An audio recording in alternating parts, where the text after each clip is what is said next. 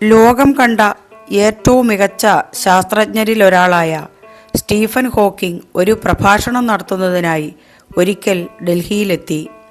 ഉദ്ഘാടനത്തിന് ശേഷം അന്നത്തെ പ്രസിഡന്റായിരുന്ന KR നാരായണൻ പ്രോട്ടോക്കോളുകൾ മാറ്റിവെച്ച് സ്റ്റേജിൽ നിന്നിറങ്ങി സദസ്യരിലൊരാളായിരുന്ന് പ്രഭാഷണം ആസ്വദിച്ചു.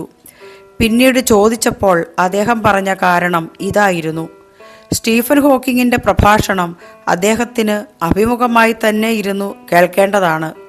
ശരീരത്തിൻ്റെ 95% തളർന്നുപോയ ആ മനുഷ്യൻ്റെ ശരീരഭാഷയുടെ മികവിനായോ വോയിസ് സിന്തസൈസർ ഉപയോഗിച്ച് സംസാരിക്കുന്ന അദ്ദേഹത്തിൻ്റെ ശബ്ദഗാംഭീര്യം ആസ്വദിക്കുന്നതിനോ അല്ല, മറിച്ച് വാക്കുകളുടെ അർത്ഥതലങ്ങൾക്കും പ്രാധാന്യമുണ്ട് എന്നതിനാലാണ് KR നാരായണൻ അപ്രകാരം ചെയ്തത്.